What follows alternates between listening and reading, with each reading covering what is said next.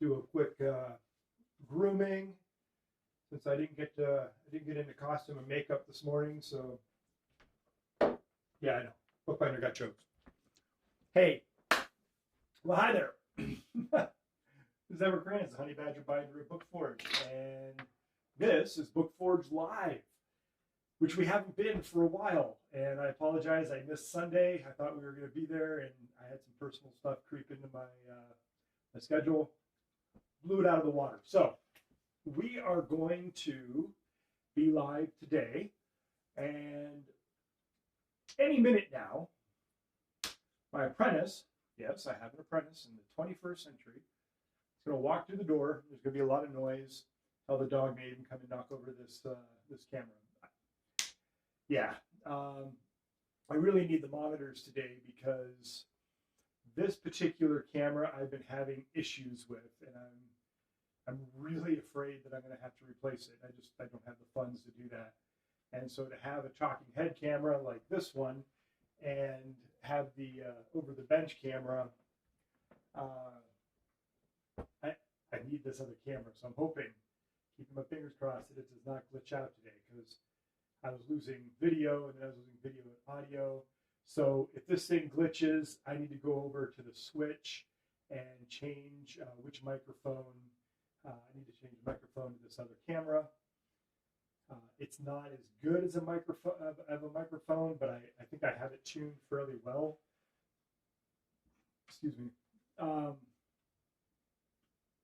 So that's the techie side of all this.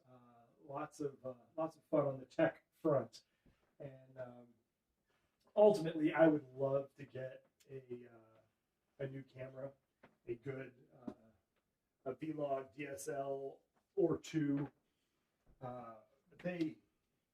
The cost is prohibitive, and we'll get to that in a bit.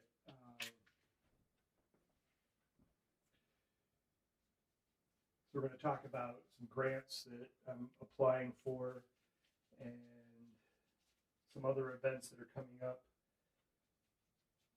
that will help out on the finance front, because while this is fun to run, it'd be more fun if I wasn't financially stressed out. So let's see. So some personal updates.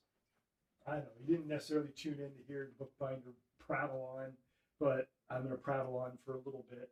I made some notes because of lately I've been forgetting, well, just about everything. And part of that has to do with the first note on here.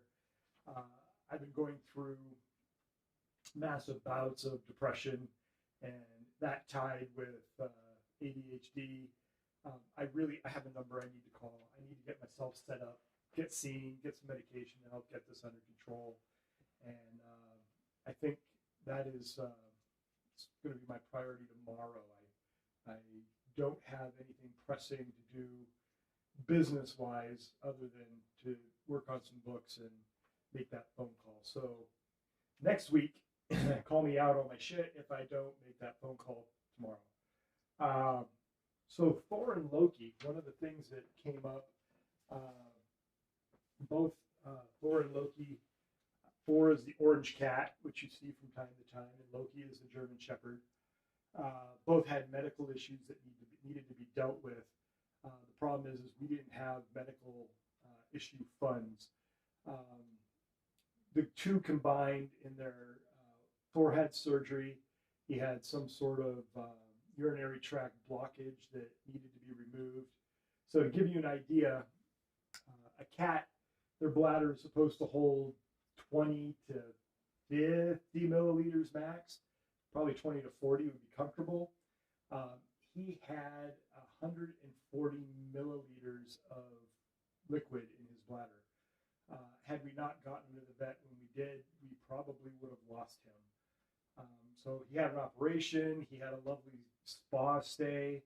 I don't know if he described it that way, but he had a nice stay at the vet for 3 or 4 days, and that racked up a hell of a bill. And then Loki, he ended up with some sort of skin issue on his leg, and for weeks we tried ointments, tried cleaning it, we tried wrapping it. And he kept chewing at it. It was just getting it raw. And I knew at some point he was going to do some serious damage, or he was going to get an infection. So we had to take him in, and he got steroids and antibiotics and ointments. And, well, they got the right combination. It's starting to heal.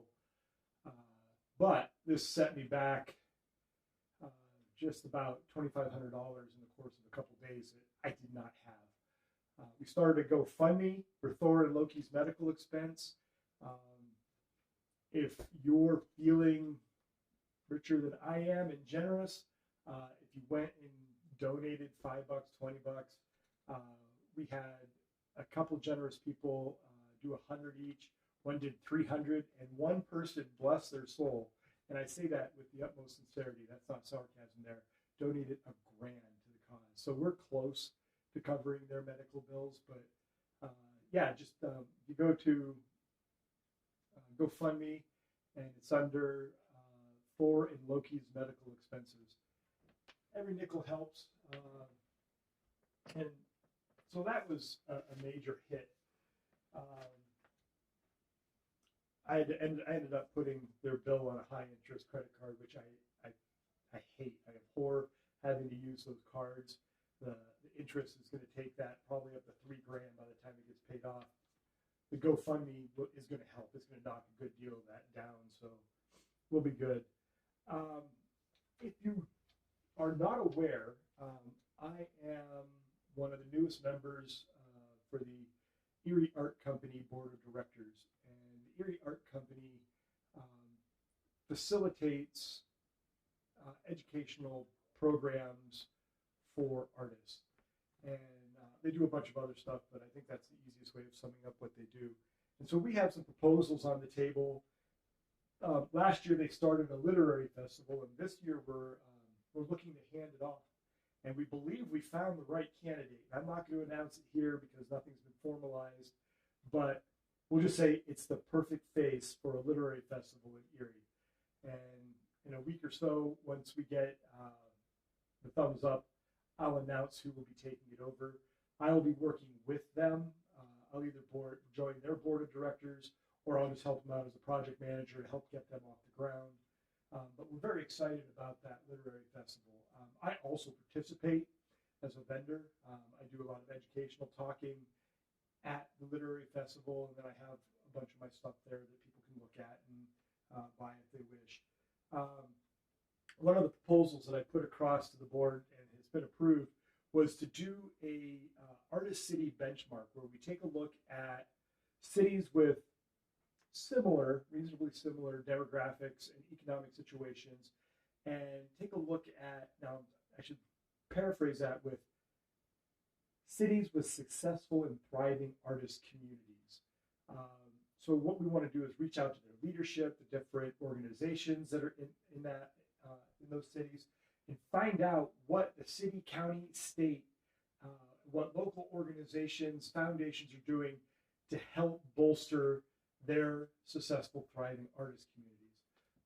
So we're going to do a benchmark. I think later on this month, there was a study done in Pittsburgh, and I'm going to go do a benchmark of their study and see what they did, find out what their findings are, find out how they went about their process. Because right now, I'm in the process of writing the plan on how we're going to execute this benchmark. And one of the first things I need to do is define what a successful, thriving artist community looks like, so we can compare the data and say, okay, this is successful, this is the lessons learned because it didn't work. So there's going to be a lot of fun work with this. It's going to take an entire probably year to complete. So we got that coming up. And then I have a proposal I haven't submitted yet. There's a building on State Street that a gentleman wants to sell. And it's right next to another artist building. And I would like for them to donate it to us. I know, laugh, it's funny. But there are reasons, tax reasons, and all kinds of things to donate a building to a nonprofit. So I'm putting together a proposal, have them to donate the building to the Erie Art Company, and a nonprofit that I want to start called Emaciated Muse. And what Emaciated Muse would be, it is a Erie regional artist business incubator. So while there's a couple programs going on, and I'm actually in one right now called Erie Made, and it's put on by Bridgeway Capital for Pittsburgh. Now that program is an accelerator. It's basically a crash course in Artist Business 101, right? So, but I want to put together an organization where an artist can come in, they can get help writing their business plan, they can help with their marketing. All the resources will be there or be accessible through there. And so that's, if he donated the building, BookForge would be able to move into the storefront, have a bookstore up front, have the bindery in the back, we have a cafe, and then the rest of the building would be the Erie Art Company and this Emaciated Muse project, if we can get that off the ground. So that's kind of the things that I do when I'm not in the bindery, kind of give you an idea. So BookForge updates. While the building proposal was a slight update on BookForge, it's not really a BookForge project. It's something that would benefit BookForge. As I mentioned, I'm going through Bridgeway Capital's Erie Made Artist or Creative Business Accelerator. Almost halfway through it. My business plan there's a good chunk of it done, and I'm excited because I have a grant coming up in May that through the Erie Arts and Culture, it is it's an accelerator grant for creative businesses to help them out with their marketing or whatever they want to spend the money on. And part of the requirements is to get approved through the Gannon Business, Small Business Administration, to have my business plan approved before I can even apply. So getting this business plan done is key to getting that particular grant, which I'll apply for sometime in May. So I'm really excited about this Bridgeway Capital Erie Made program. We've been doing a lot of really good work in there. A lot of this is 35,000 foot information, and I already knew a good deal of it, but I'm learning. There's questions that I didn't know to ask, and I'm getting these just here and there, little bits of information, and that's fabulous. Okay, so you've all seen this room, and you can see through the door into that room, but I've never actually taken the cameras into that room because while I got this set up so I can go to work, I dumped everything in that room. And so the months have gone by. I need more space. I need more bench space. And I'll tell you about this other apprentice grant that we applied for and what we're going to do with that. And that's why my apprentice will be here shortly. And I'll have her describe in her words the application process and what she thinks of that. So the back room is almost done. Another week, maybe two, and then I'll start having live sessions with a camera in there. Because that's where the heavier equipment is. I got the large iron book presses. I got a job backer or a jobber back there. I have a large board shear, my paper guillotine, and all that kind of stuff. So a lot of cool stuff you're just not seeing. This is my work area with my hand tools, but the heavy work is done back there. So we got that coming up. All right, so Gutenberg Publishers this is a long story. I'm eventually going to do an entire video just on this.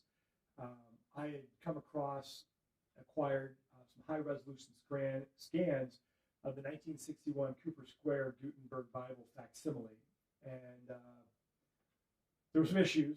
The scans are good, sort of, but they removed some of the artwork, which I'll save that for the other video. But I'm in contact with a couple artists who do, there's a German word, I can't think of it, that's the floral designs, but I've been calling it all illuminations. But apparently there's terms for particular types, and I'm learning that. And so I'm in talks with a couple artists, and we're trying to hammer out what exactly I need. Because I don't have the original, so I don't know how much artwork is missing. I just know that there are probably at least 20 4 by 10 sections of these pages. They're just, the artwork is gone. And yeah, so as soon as my goal is, I'm going to have these calligraphy artists, these illuminators, not reproduce the artwork, but create new artwork. So this is actually going to work out to my advantage when I start producing these. Now these are 13 by 19 large paper format Gutenberg Bibles. These are big, and this is what Gutenberg would have saw, the black and white versions, and they had new illuminations and new drawings done in 1961. But then war broke out, the company dissolved, and now I have these scans. And so I'm going to take this new artwork, I'm going to scan it in, I'm going to place it on the pages digitally, and then I have a new company. I've been printing these as single sheets because to print 13 by 19 but do it in folio, so think twice that, was just very cost prohibitive. As it is to print a set of these Gutenberg Bibles, they're each about 620 pages each, and a set, so you're looking at 1,240 pages in color, costs about $500 just to print. And I was getting quotes for like $3,000–4,000 to print these folio-sized pages. And I found a company who uses the same paper as I'm using, and their printing process seems sound. I've seen examples of their work, and so as soon as I get things squared away, probably the next week, maybe 2, I'm going to prep a file for print and send it over to them so they can send me a proof. And now I can't print them until I can get the artwork done. So I'm looking at grants to help me finance the artwork so I can get it in on these, so I can start printing and producing these Gutenberg Bibles. I've had these files now for 3–4 years, but a heart attack derailed me and just all kinds of BS. So it'll be some really cool stuff, because once I start making them, now these are going to be 15th century style bindings. I'm going to stay historically accurate as much as possible. They may be slightly modern sympathetic, depending on the materials I'm forced to use. They will be quarter sawn white oak boards covered in alum-tawed pigskin. I will have some that are calf leather with exposed board. I got some really cool stuff coming up.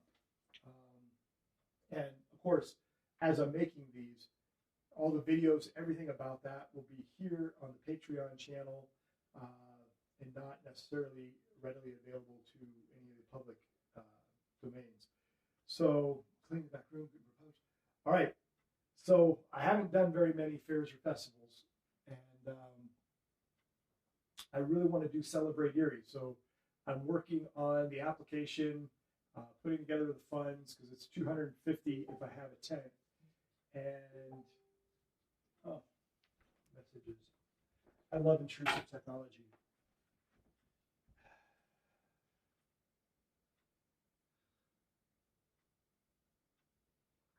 And my friend Lane thinks he has jokes.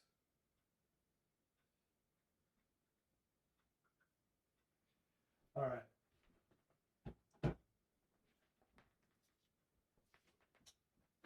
Yes. So Celebrate Erie.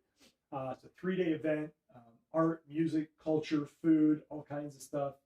It takes place in August.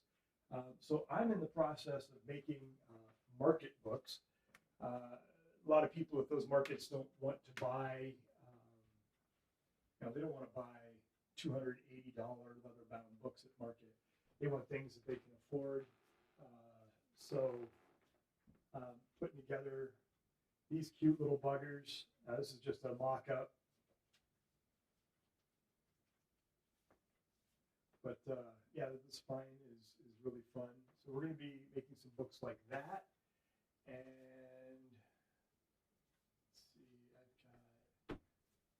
this one, and this is just a very basic book. It's not round, it's not shouldered, but it is round.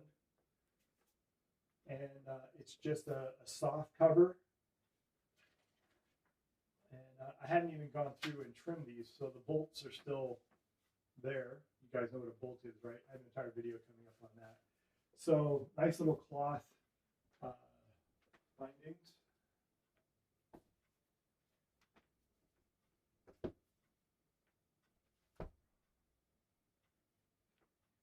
And I'm going to have other things there. I mean, I will have the nice expensive books, but you know, people, markets, they love things like the secret Belgian binding.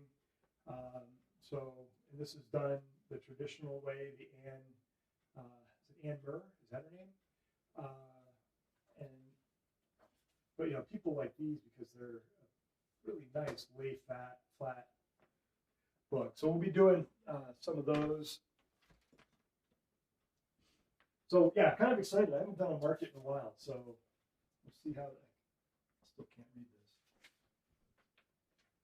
All right, Sharon was supposed to be here around 2. Not sure where she is.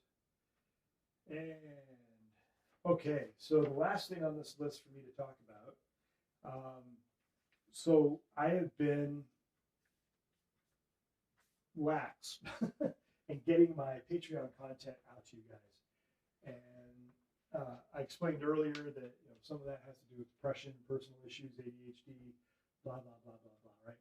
So I have a bunch of it filmed. So I promise you, the rest of this month, I'm going to hit you with at least one video in addition to the live sessions a week for the next 4 weeks. I need to get you guys out some content. You guys have been paying into my Patreon. You've been helping support me. And I am eternally grateful for that. And I need to return the favor. So look for content. It's in the video editing bay. I'm still working on the voiceover for the 1850 Family Heirloom Bible restoration. I just need to, the video's edited. I just need to sit down and watch it, type out my voiceover, record it, and get it out to you guys. So that is coming up. So some of what I've been doing here, and the switch is way over there, but I'm going to keep talking to this camera for now.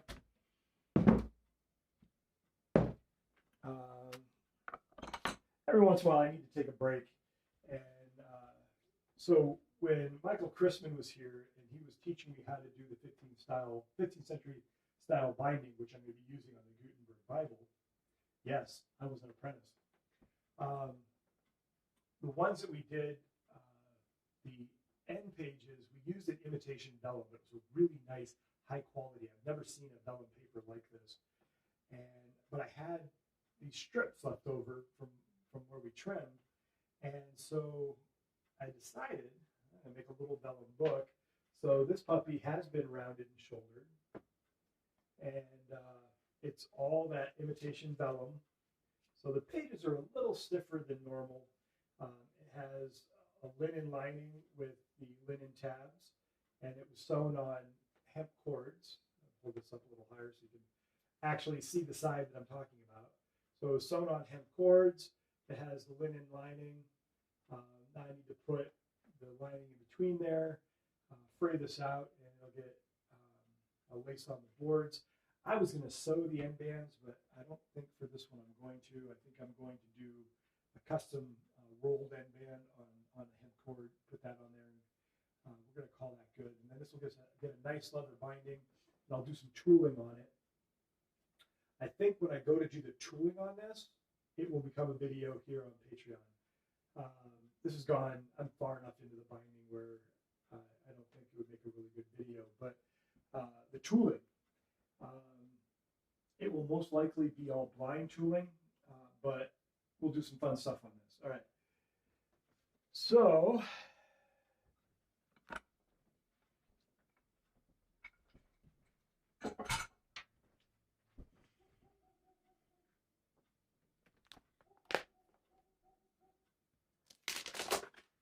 this makes me angry. I got a little bit of glue on this cover, so that I need to do end papers, right? So this will be like the other book I showed you. I'm forgetting the name of that particular stitch. I feel ridiculous when I draw a blank, but that's okay. this will sit in there. And that'll be a cute little market book. Looks like I need to trim the foredge too, because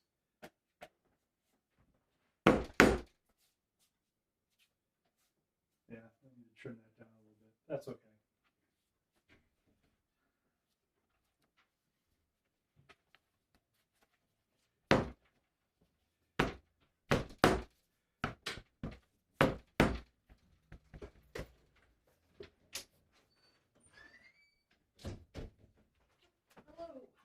Howdy.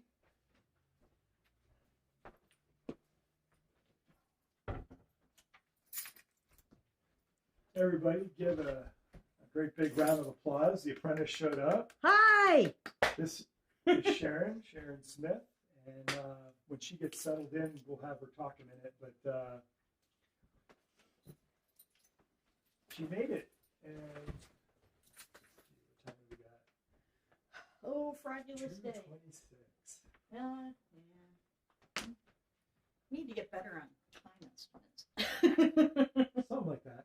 So, what I was thinking, you want to introduce yourself, Okay. and then explain to them about the apprentice opportunity grant that we applied to, Okay. what you went through writing your part of it. So we had to write this together. I had stuff, questions I had to answer, and samples, all kinds of stuff to get together, and so did she.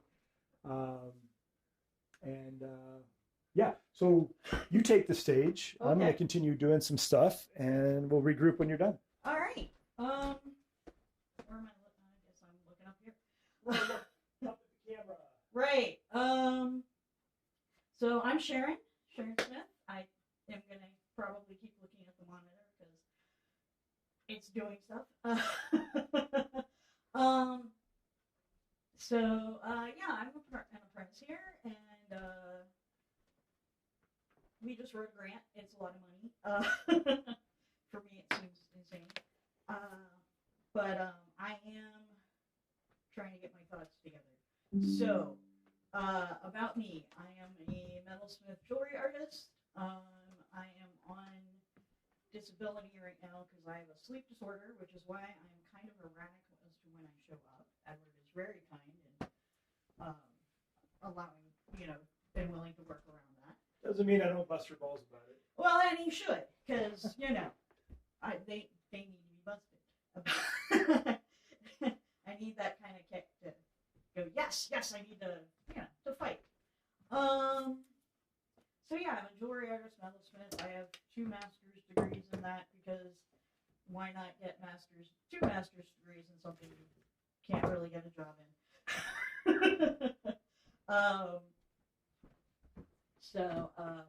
I do a lot of mixed media,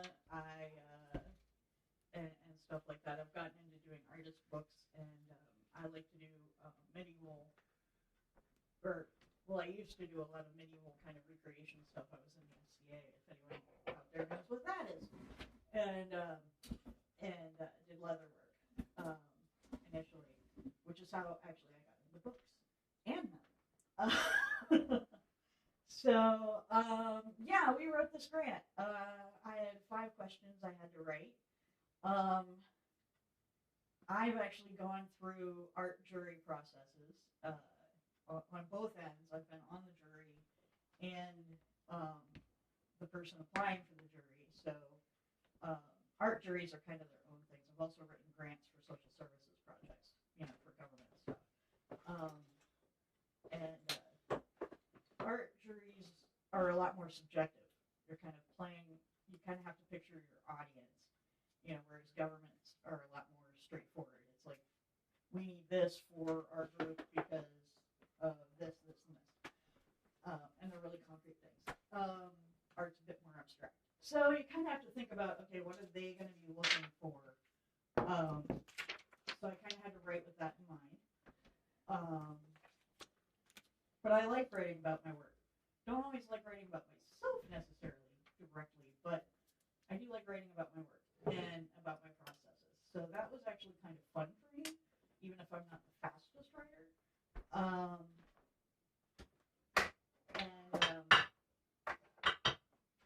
So that I kind of went through, and we had these 5 questions, also had to try and track down pictures of my work. I don't have any photos of most of my book work. I do have photos of my metal work, but I've had computer issues. So, and thought that I'd lost them all, but I did manage to find some of them. We could each submit 10 images of our work, and I wanted to do mostly my attempts at making books, but I also wanted to include some of my metal work, because one of my big issues in wanting to work with Edward and get us getting this grant is I am a big stickler for craftsmanship. You know, I refer to myself as a maker of things, and those things need to be well made. So, you know, I'm very particular on what I do with my leather work, very particular, you know, on what I do with my metal work. And if you don't craft your metal work properly, it falls apart.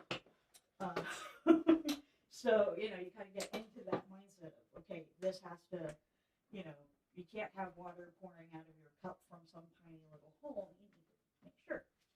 So I wanted my books my artist books to also reflect that level of craftsmanship, which of course I haven't achieved on my own. Because one thing, being someone who's that into craft, I find poorly crafted items will detract from whatever you're trying to say with the piece. So, you know, I think I actually put in one of my answers that you can't appreciate a sculpture if it's falling on top of you. You know? You're just looking to dodge out of the way. So that's kind of my big thing. Have I spoken enough? I think so. I've rambled. I've put stuff away. Yeah. They get to know you a little bit, which is good. My tendency to ramble. From time to time, depending on her schedule, Sharon will be here. She's definitely going to be in some more of the not live videos, the stage productions, because in her apprenticeship, it's going to last a year. We are going to be focusing on 18th century, early 19th century books, because that was right before the transition to the case bindings that we see after the Industrial Revolution and modern books, blah, blah, blah. So there's still a lot of hand bookbinding done at that time, and it culminates the skills of most of what she's going to see across our benches here in Erie, Pennsylvania. That's also when they have lots of metal pieces on the books. I didn't make those. That was a couple centuries before. But she We're still can doing do whatever she wants as a design binder. Okay, so today I'm going to get her set up on a couple small projects. She's got one that she's already doing where she's just basically case binding it, casing in a text block, 2 of them. But I'm going to set her up on these accordion books that we're going to use. We're going to sell at market. So you get to watch us talk about what she's going to do. That's what we're going to be talking about. Very exciting. And then stay tuned, because I made a mistake on my 1814 and I have to fix it. Woohoo! So bookbinders make mistakes. Cool thing is, if you're a good bookbinder, you can fix it. So wish me luck on this, and stay tuned. So I'm going to set this aside.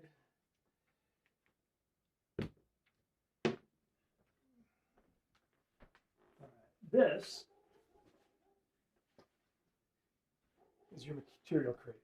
Everything in here is what you're going to need. And there's cloths, there's fabrics, there's papers. The goal of these, Okay. the goal of these is to use up the scrap. So we're going to have an entire table of, I don't want to say, socially conscious. What is it where you reduce waste? Upcycled.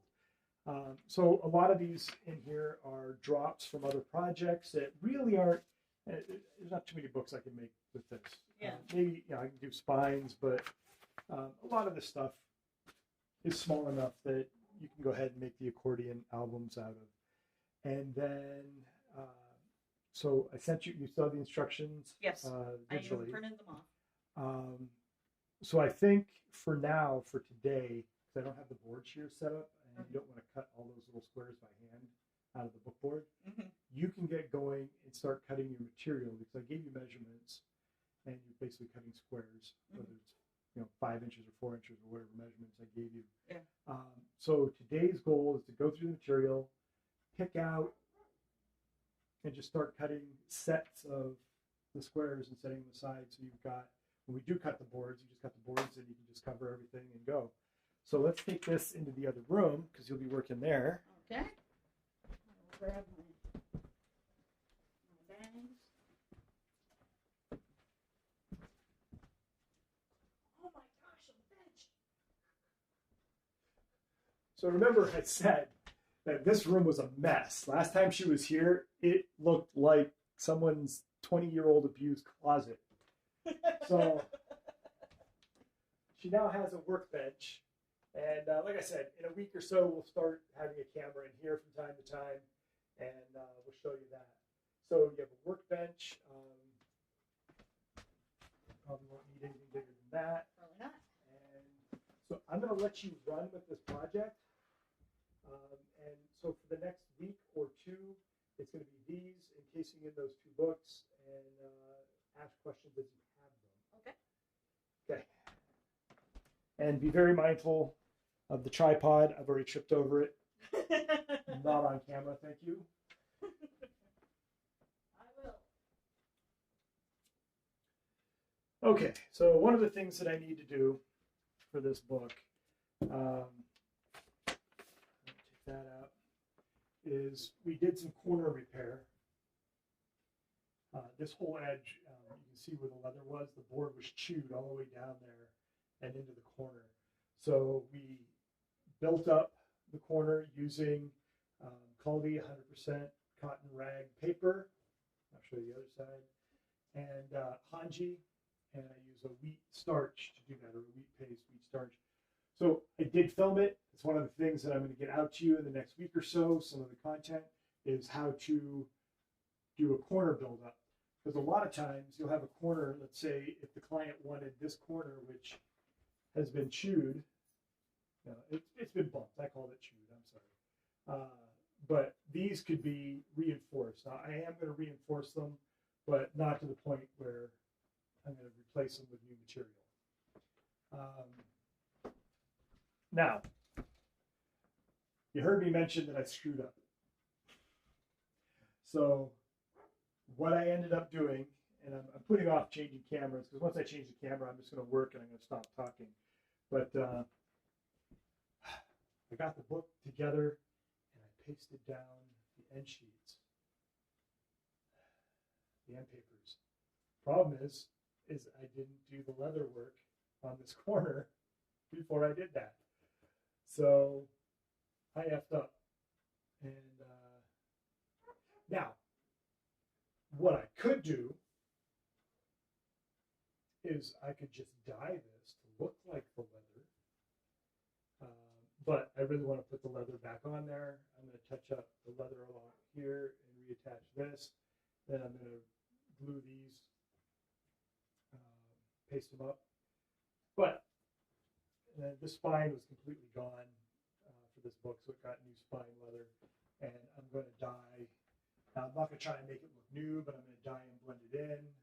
And we're going to put a red label on here that says Holy Bible. All right, now I'm going to switch over to the other camera, and yeah, so I'm going to have to take lifters, and I have to try and lift down off the paper that I put down without destroying it, and I'm not looking forward to that. Well, one of the things I need to do, I need boards. I need to support that.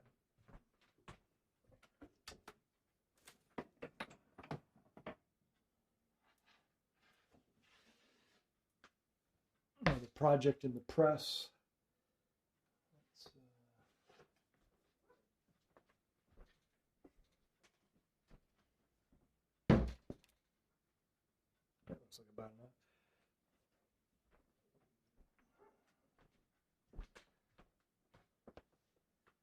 my dog is outside wondering why I'm not letting him in.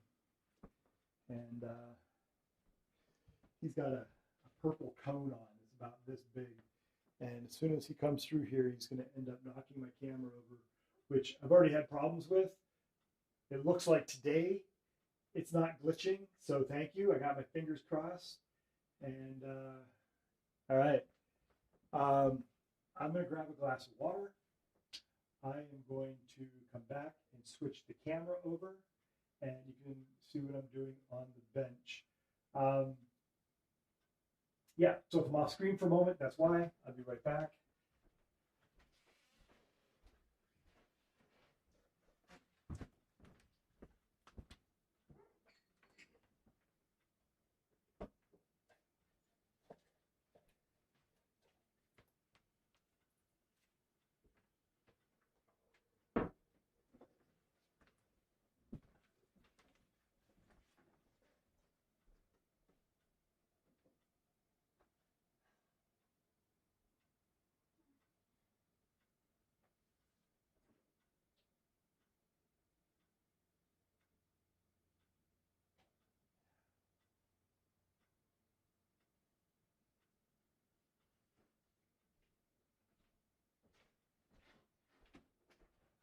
Okay, water's been accomplished. Hey, yeah, so what I'm going to end up doing is a lot of times when I do this where I go off camera, and I haven't been recording this, so hopefully, What? oh, I never hit record. Oh, so I wasn't actually on her? Oh, no, you're live. Oh, okay. But the live broadcast goes to YouTube, where I usually record these so I can, take and edit them, and, like working on this Bible, I can pair it with other videos of working on this Bible. Oops. Yeah, it's all right. Stuff happens. This camera seems really dark, and I think it has to do with that light. I wonder if I kill this light. Does that look any better?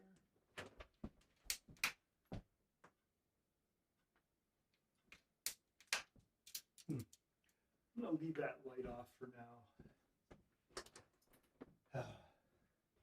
So lighting in here has been a challenge. I'm glad it didn't. Well, I think I want that light on because I can't see. All right. Yep. Yeah, you tuned in to watch me screw around with a light. Okay. I need a spatula. A spatula? Yes, a spatula. Where did you get that lovely spatula? Spatula City. Okay. So I'm just going to double check. I want to make sure that this leather didn't accidentally get adhered to the board. A little bit there. All right. So yeah, I got a nice. All right. I'm happy with that. So.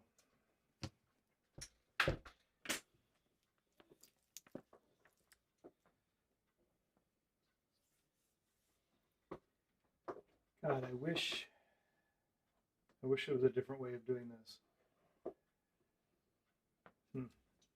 Not happy.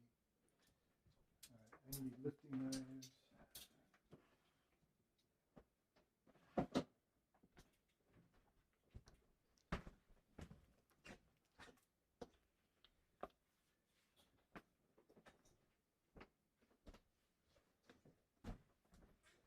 So I need Marcia to show up one of these days because I've got 2 projects that we rolled up and we have all the material together.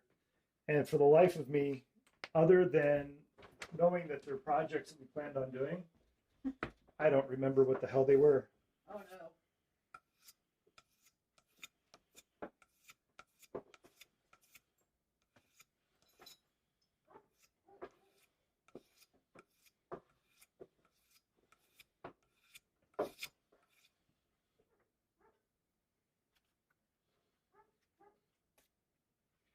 And I was just going to return them to the drawers. But I wouldn't have packaged them up like that unless I really liked the project. I was hoping her memory would be better than mine.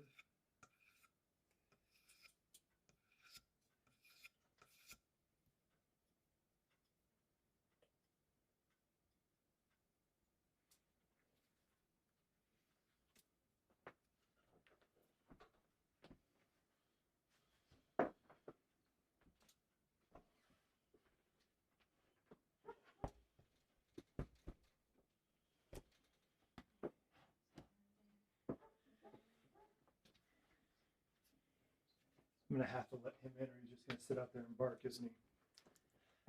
We can shut the door and leave him in with me. Well, like I said, I don't want him to take out the camera. And that kind of thing worries me.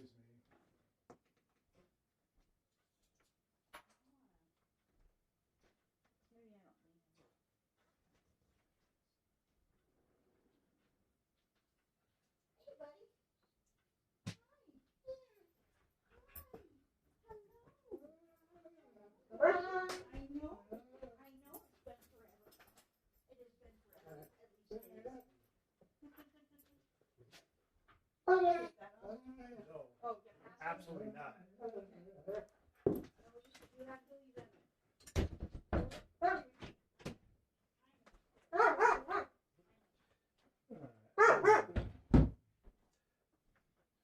Okay, I know that's a lot of screwing around.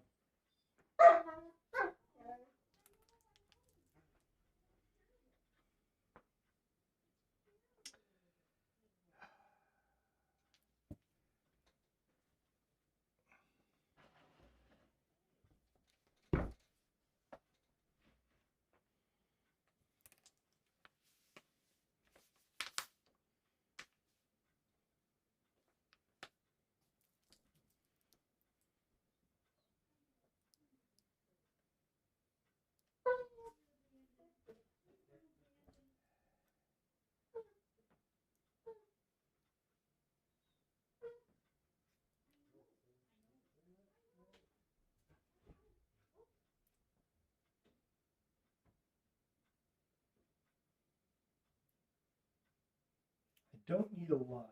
I just need to lift it enough, maybe a ½ inch, to get the leather underneath the paste down.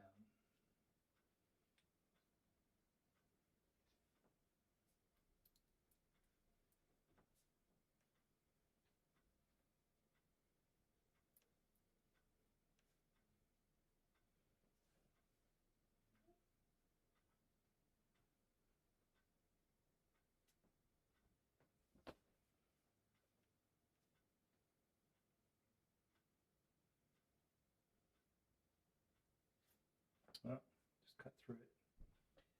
Not what I wanted.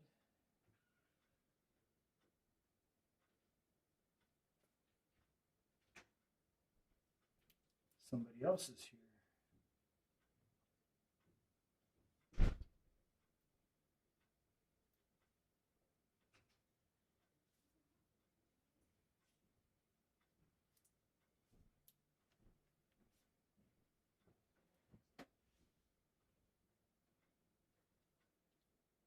Hello? I'm live.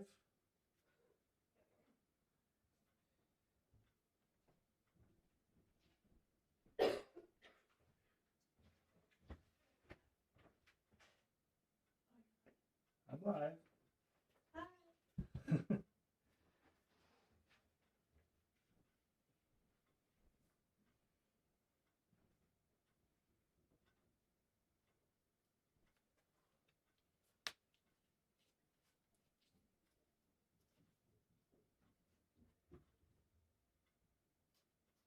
All right, I think we're going to call this good before I do any damage beyond what's been done.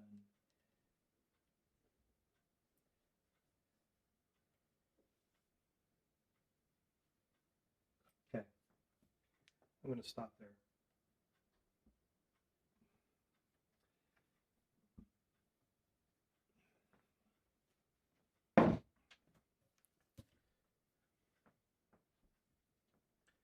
I'm gonna switch over to the overhead for a bit. I have a challenge.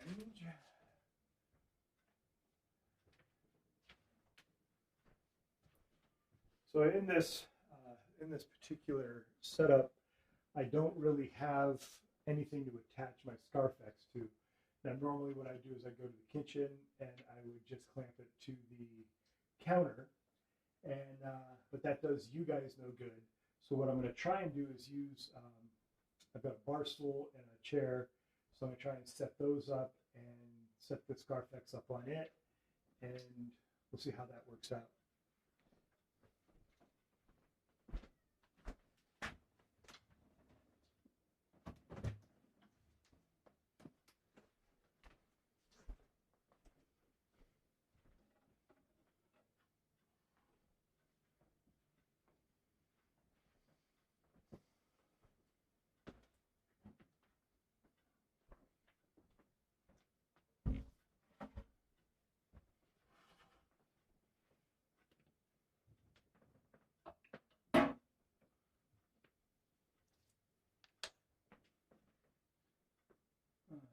That doesn't really look like you've got a great angle there. So let me try and bring this that way a bit.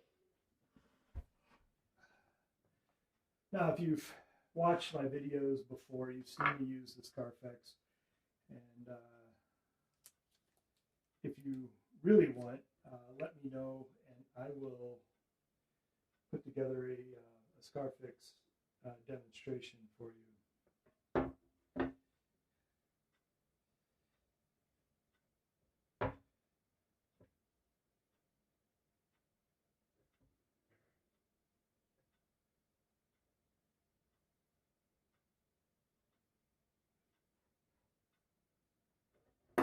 Oh, that doesn't go as tight as, okay, well.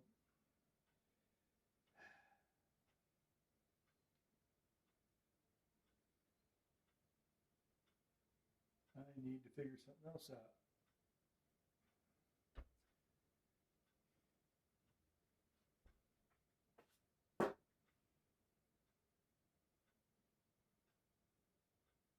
Really don't want to do it that way, but I guess I can try and.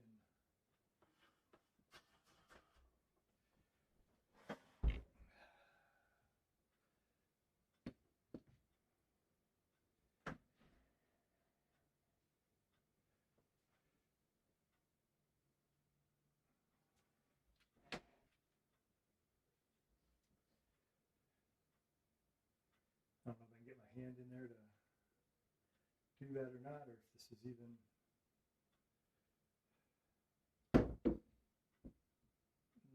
Not thick enough. All right, I know what I'm gonna do. I got it. I got this. I've got this.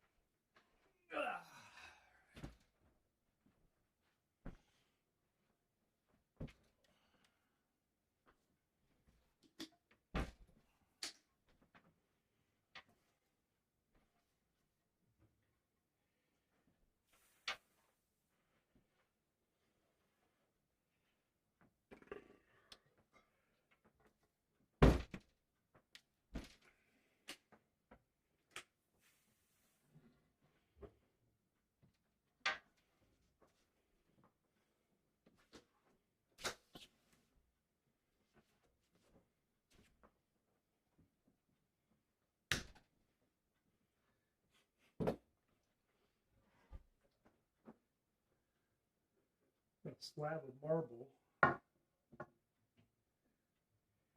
but I think it will do the trick.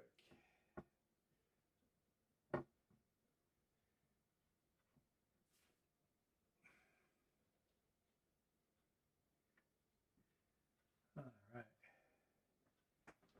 So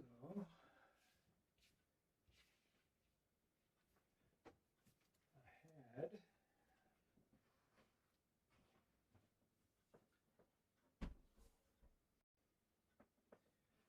all right, where to go? I had the screwdriver. Ah, right here with the blade.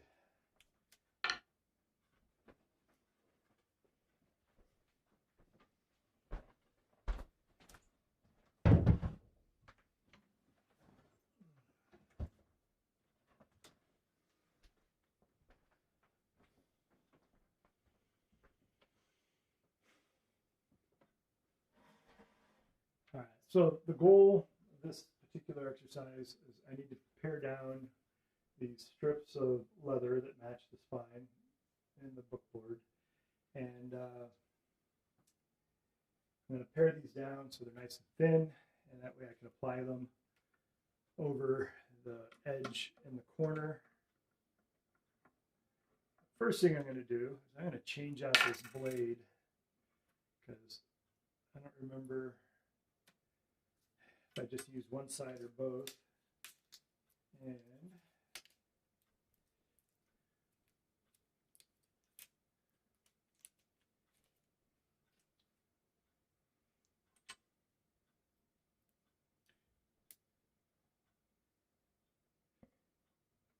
if you've never used a Scarfex before, they are a lot of fun and frustrating at the same time. Depending on your leather and how stretchy it is, how tight you make that screw, you can be going along really well, and then all of a sudden, just out of nowhere, you tear the stuff out of your leather. Very frustrating.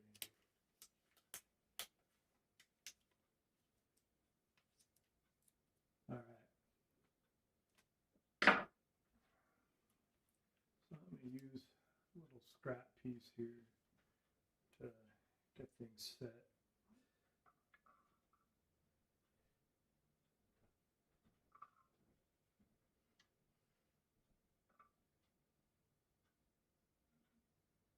All right.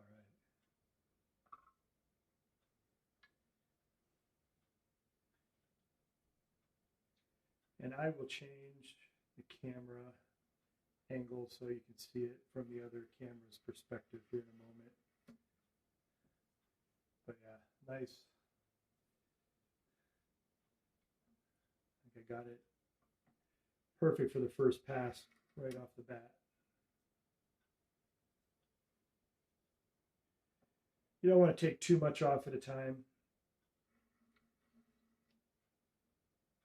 You end up tearing your leather in a spot that you don't want. All right, yeah, no, I'm pretty happy with that. Actually, that's pretty dang close to the suppleness that I want. Give you an idea, I don't know how well you can see this. So if I hold that up, and then if I hold this up, you can see the difference in the thickness. I mean, this is beyond paper thin, and see how easily it just crumbles, where this is still pretty stiff. It has half its material there.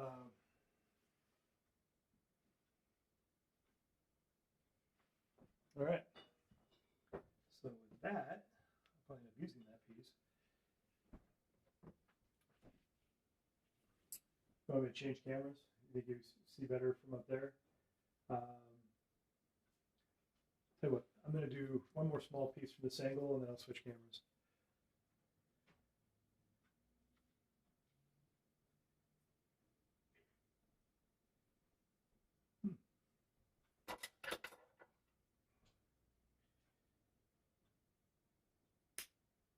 That piece is shot.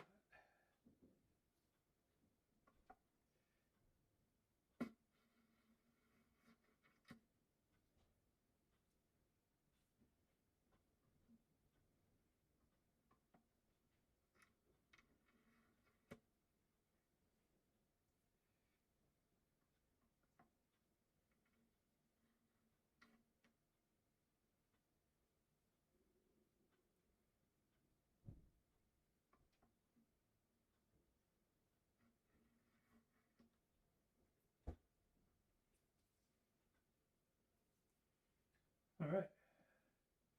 I will change over cameras and hopefully maybe I'll reposition the other one. Maybe you can see better.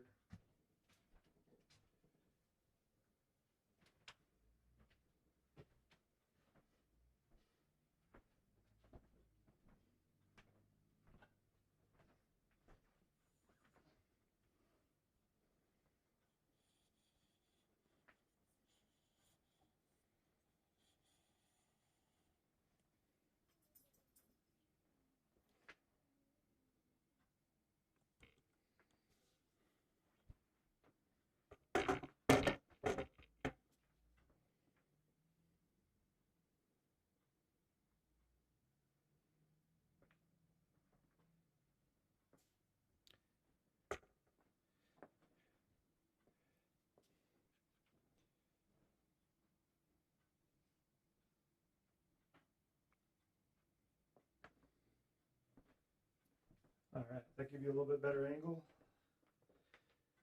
And, so when you're doing a wider piece, you want to start down the center and then do the sides. If you do the sides first and then the center, you end up tearing through.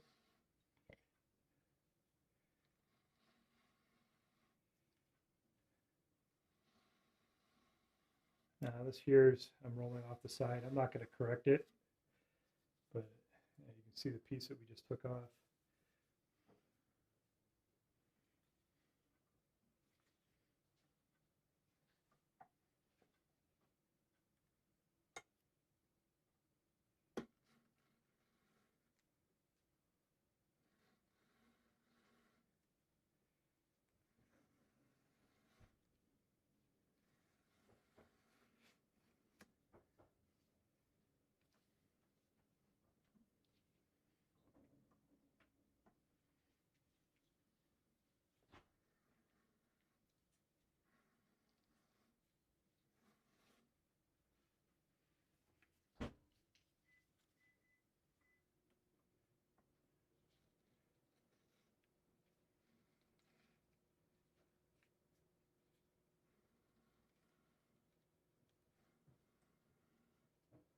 You want to keep pressure down on both sides, because if it clumps up, you end up tearing right through your leather.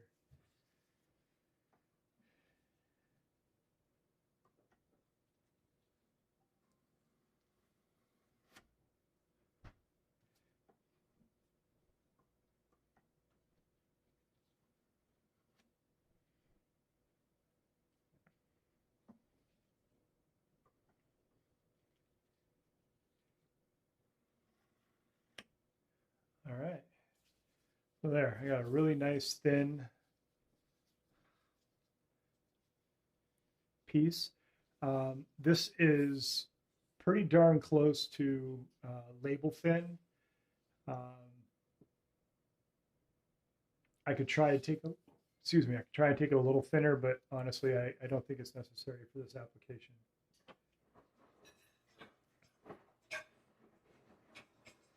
Now, at some point here, this blade is going to start becoming dull. It's eventually going to catch, and just like that, it tore my leather. All right, so I knew it was getting there because I could feel it, the amount of tension, and that's okay. This piece would be extra.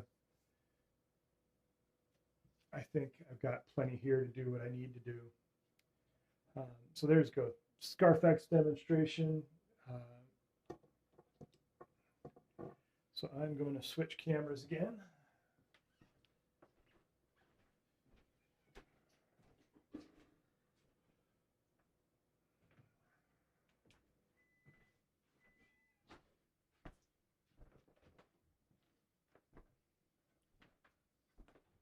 What kind of actor am I? I turn my back to the camera. Shame on me.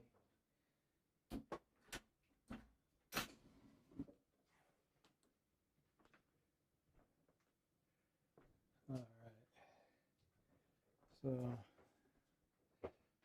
take this back over here.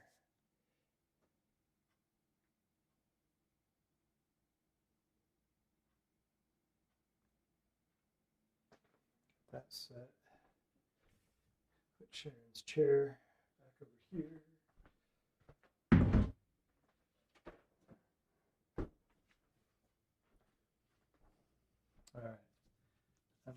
these. This goes in the trash. This goes in the trash. This will go in the trash. I'll keep that. This is garbage now.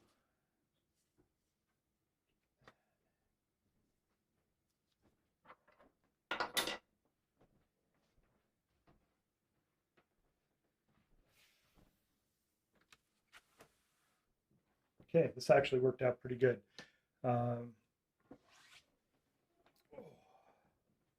I did a project for a guy and I got 2 marble slabs. This one obviously was black. I have another one that's white.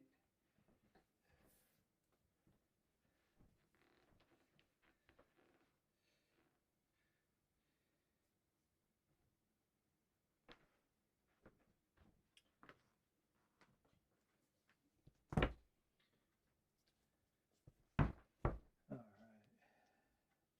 right. So I'll have to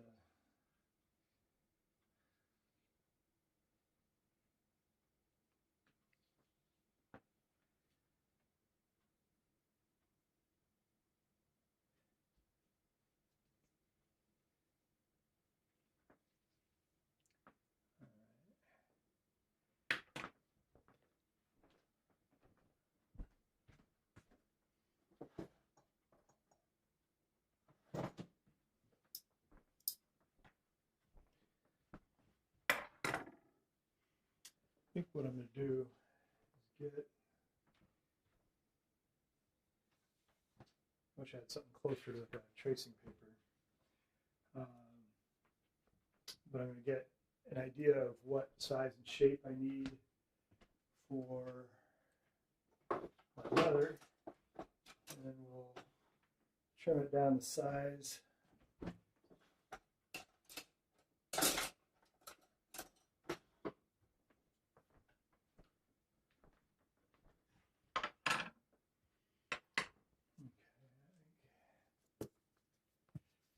Go to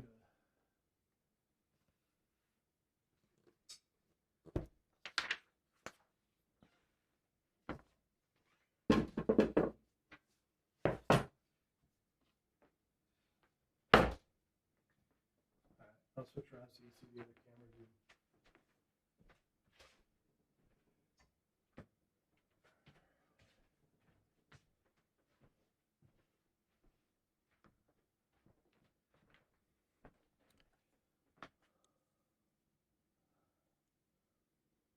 What do you think? Is that a good level? Because the other, it's closer. I think we'll leave it there. All right, but what I am going to do, I'm going to set this up here a little bit higher for my old eyes.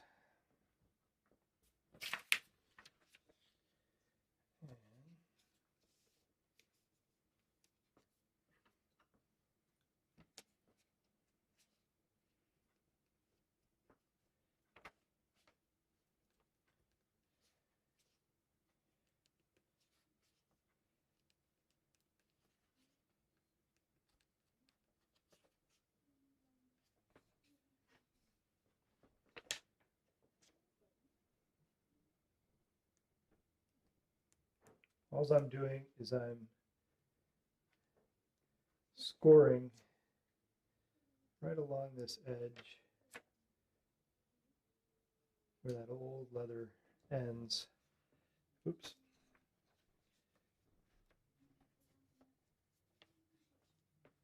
I lost my spot.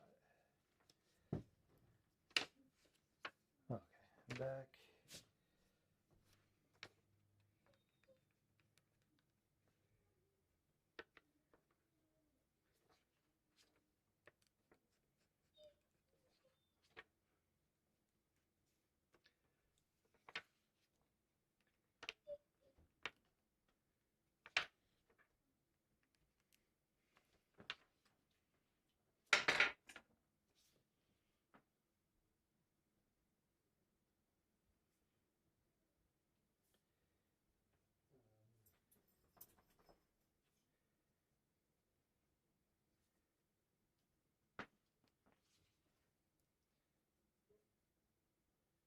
Okay, that is the shape that I need.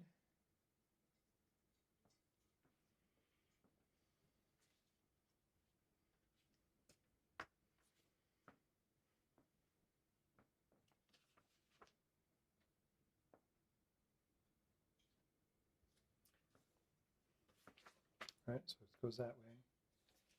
So here, so what we want to do,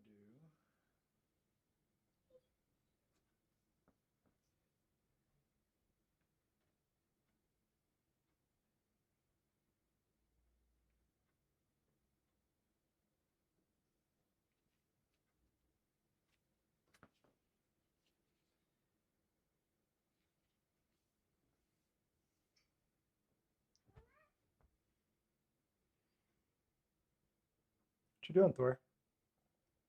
There's a whole bunch of stuff there.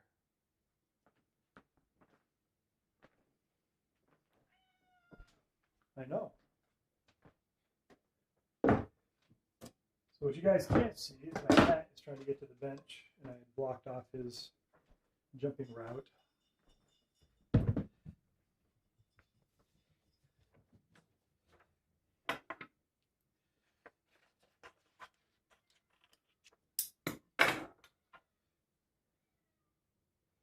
All right, so what I'm not doing, so what I want to do,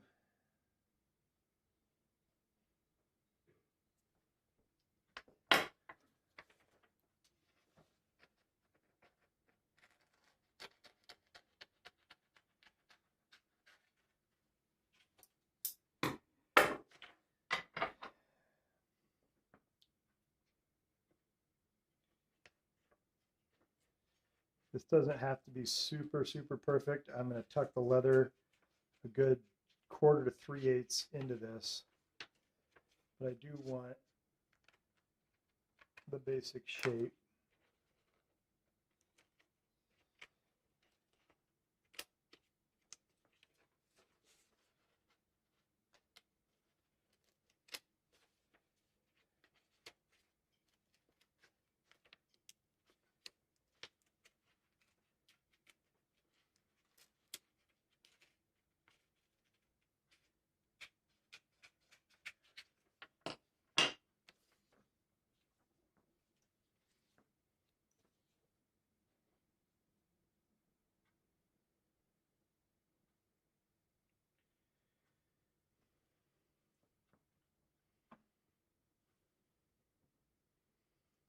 All right. One of the other things I want to do is I'm going to use as little of that leather as possible.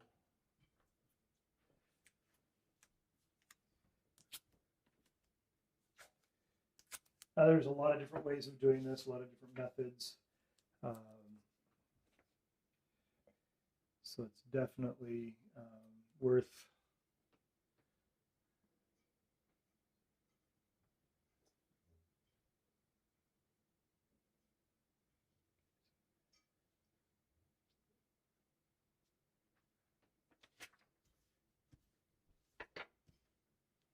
for.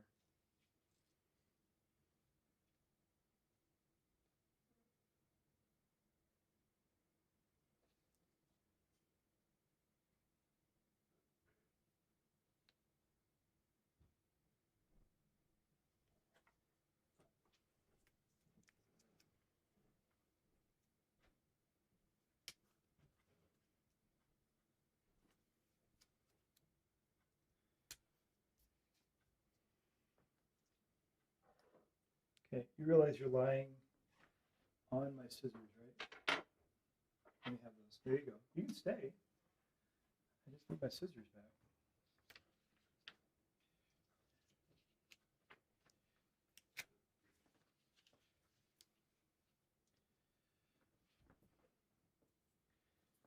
I'll put one more piece right here in the middle.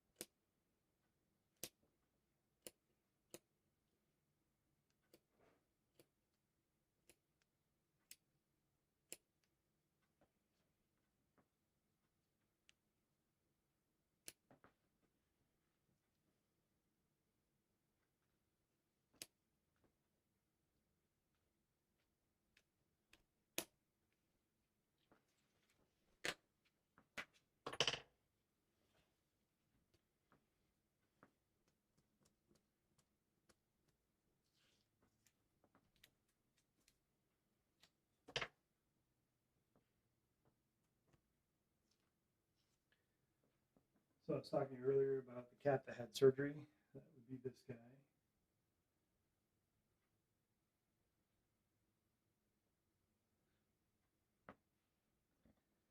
You can see his tail is still shaved. All right, so when I go to glue this in,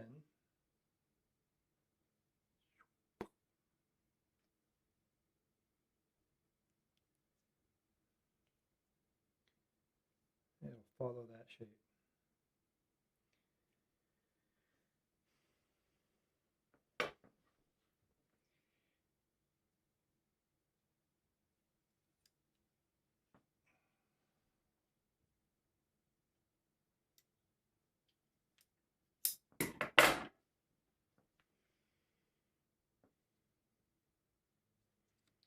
Now my question here is, oh, I don't even have to trim it. That's beautiful. All right. What I do want to do, I'm going to take this and round it a little bit.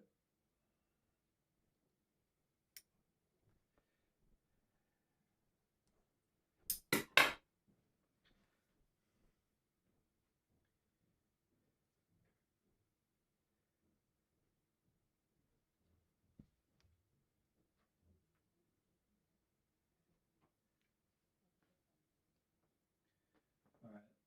One thing I do want to do is I'm going to cut a piece of card to fit in there also. Let's see if I can find a... And what putting that piece of card in there does is it allows the book to have a good transition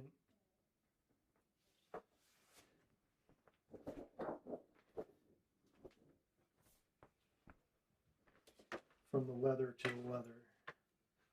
So I'm just going to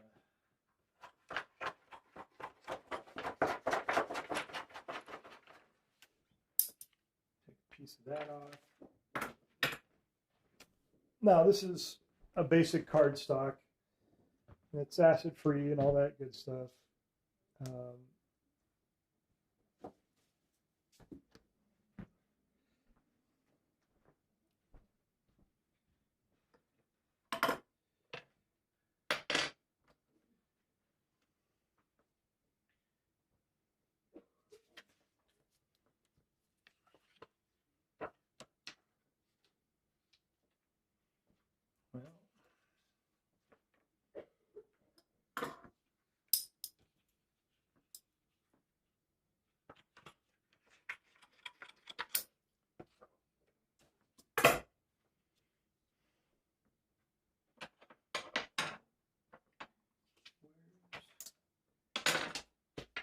there we go. This is the one I want. So I'm going to take this. And I'm going to pretty much do the exact same thing I did with the paper. And I'm going to draw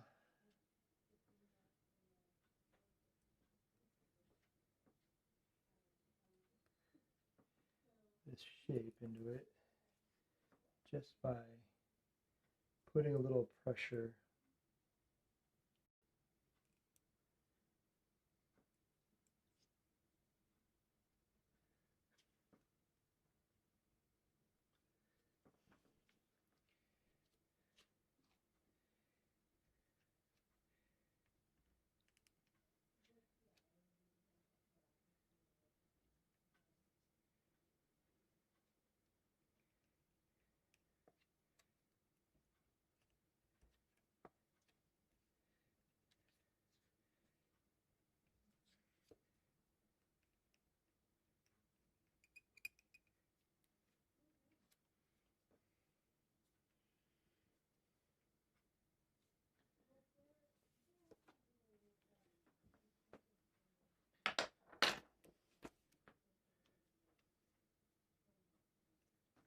Cut that.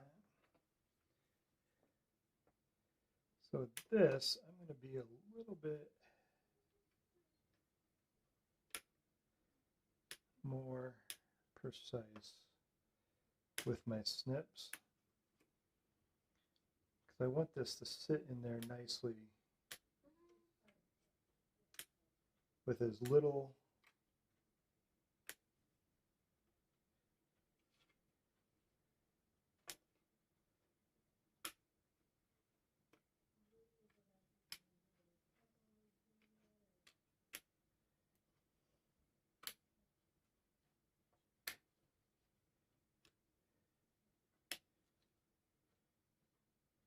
variation as possible.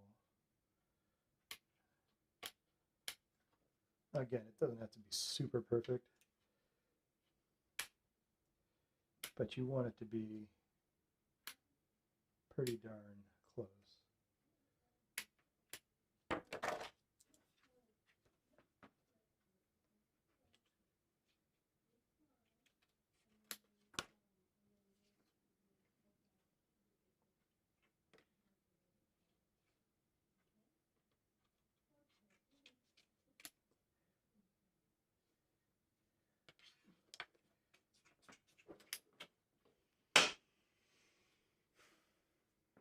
So when I glue this down here,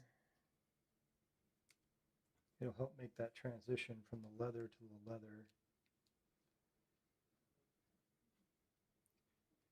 almost non-existent.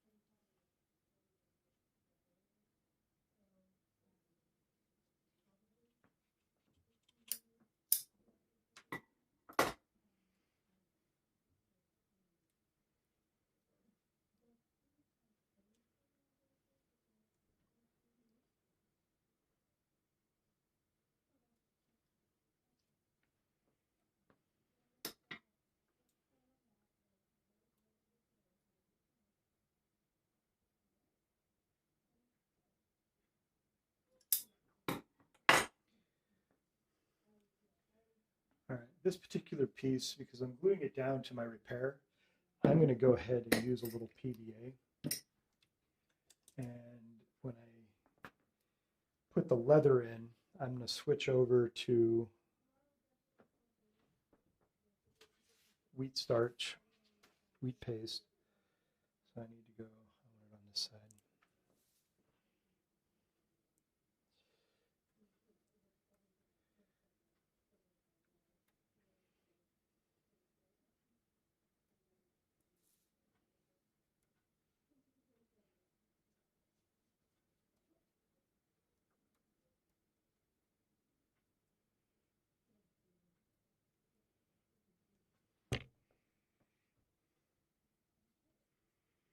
Now you can call this a doubler if you will, but basically it fills the gap that the missing leather left and makes the transition from the old leather to the new leather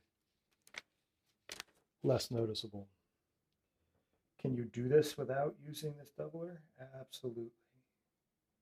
Do you want to do this without using this doubler? Probably not. Where is, there we go.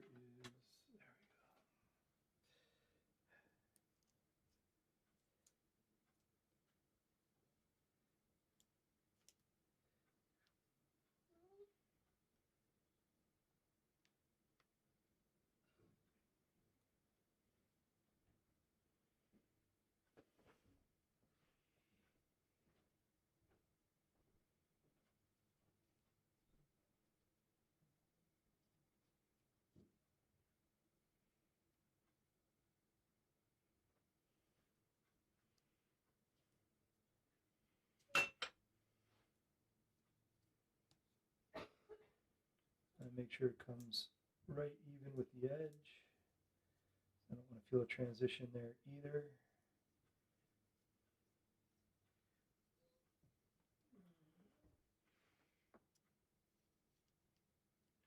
I'm just going to get rid of this piece.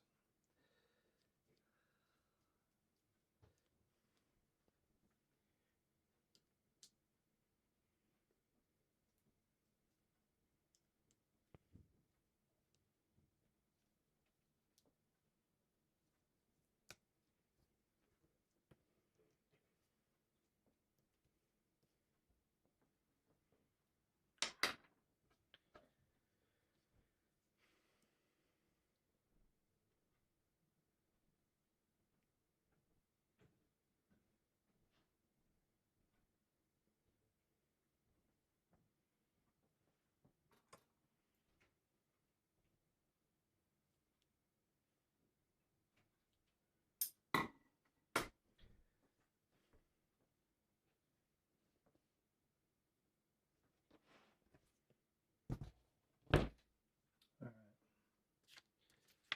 So I'm going to switch over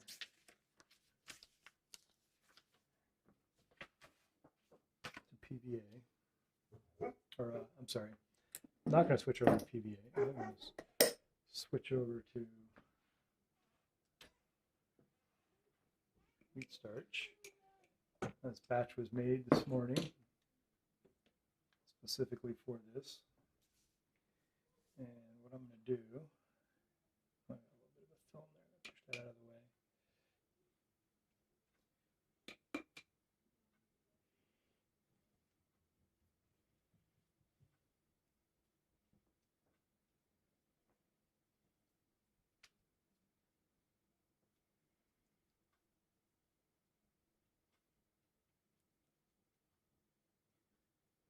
Okay.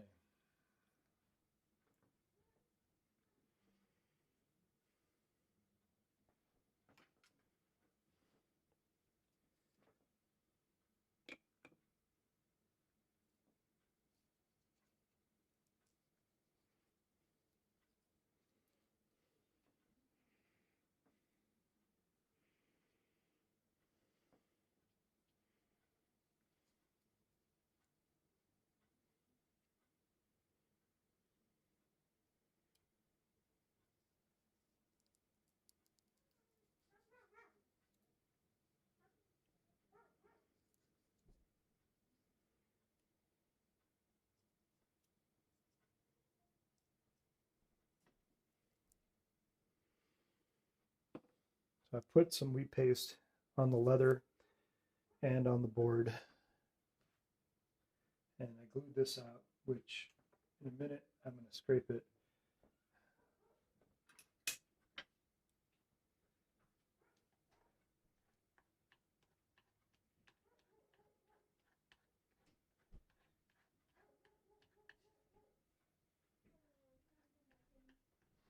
No, do not let him in and out.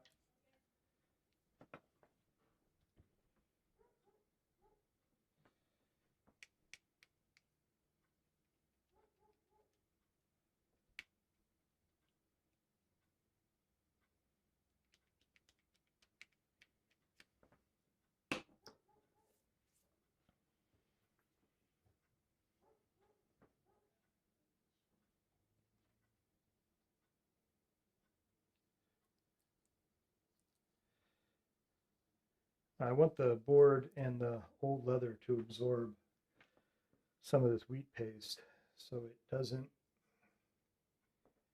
soak it all up as soon as I put the new leather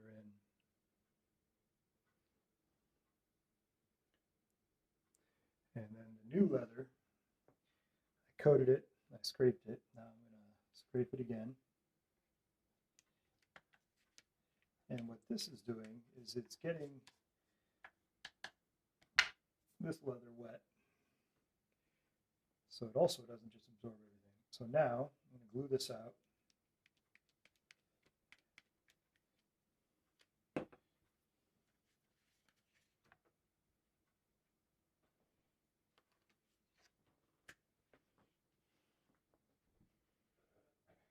I'm going to lay this right down in there.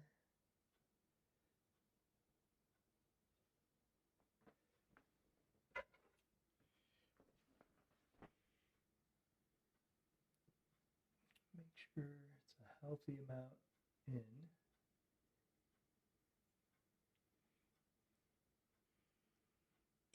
too much.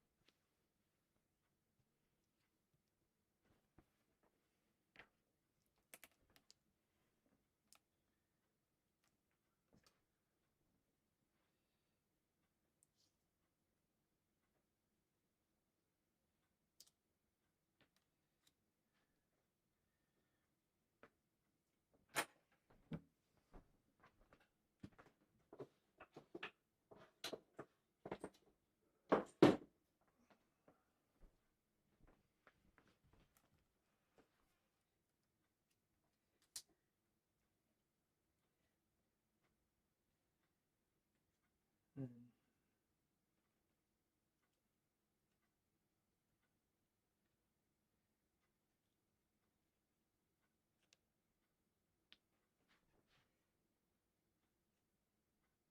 get this nicely tucked in there.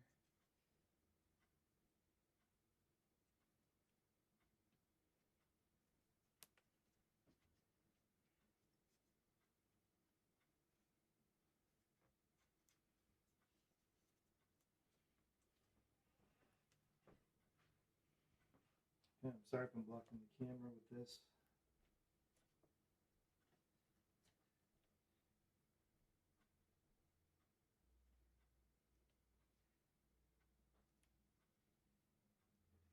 Taking up the excess material and getting it tucked into that corner. This takes a little pushing and pulling, a little bit of finesse.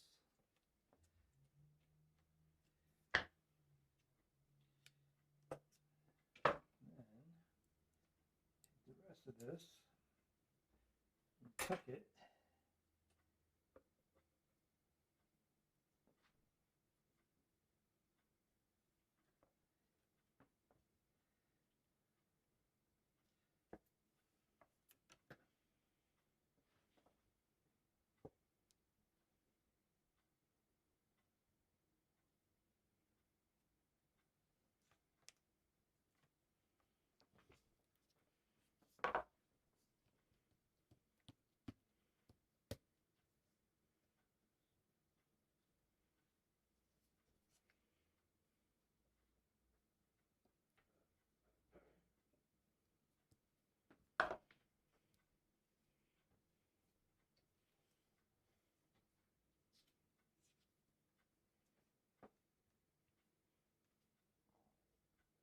Oh, no, no, no, no.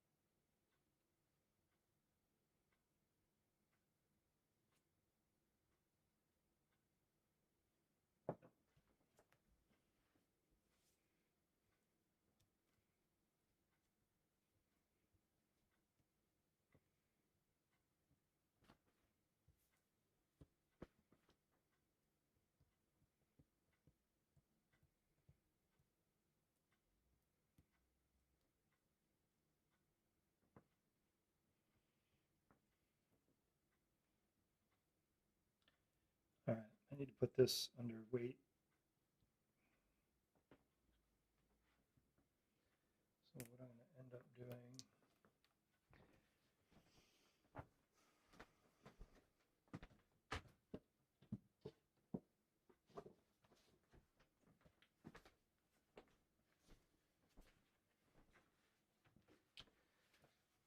cotton blotter.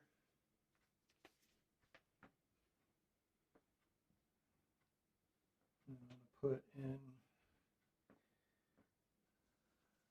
I double up the remade, put that down, and then I'm going to use a segment of this remade and really put some pressure on this leather here.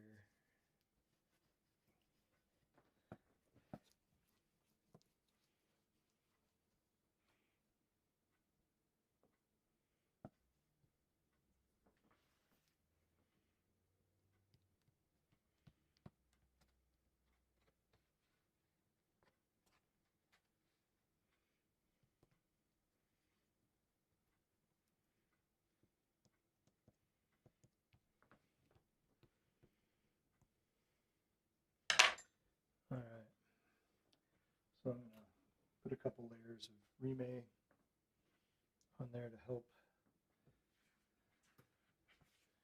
take some of that shape. And I'm just going to put these boards up here.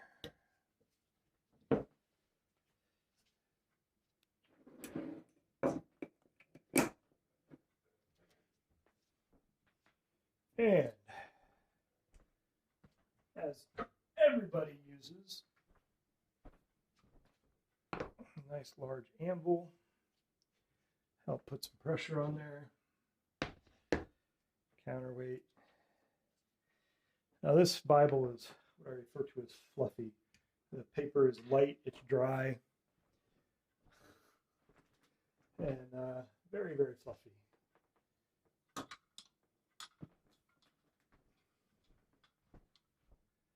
So I'm going to do, all right, plenty of pressure there. So I'm going to switch cameras for you.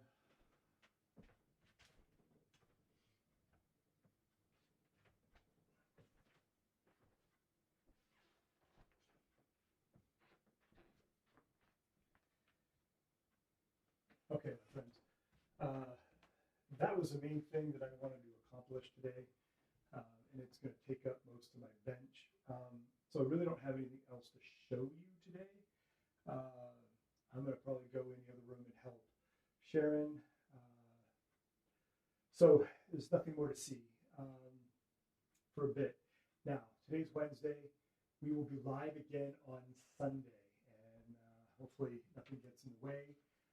It looks like my camera made it all the way through the day without glitching, so that's a positive sign. It may have had something to do with where it was set up, how it was plugged in, or the cord, but it seems moving it has resolved the issue. So I'm going to take that as a win because I can't afford to do otherwise. And that's okay. Sunday, I'm not 100% sure what will be going on. I may be starting, this will be done by then, and I believe I need to make a box for that, a clamshell box. So maybe that's the process you get to watch. Not sure yet. We'll see when Sunday gets here. But this has been BookForge Live. I'm Edward Kranz, the Honey Badger Binder, and I would like to thank you for sticking with me through everything and start looking for content. It's coming, I promise. It's coming. It's in the loading. It's in the editing bay, and I'm doing pretty good right now. So, all right, everybody, you have a great one. Thank you very much.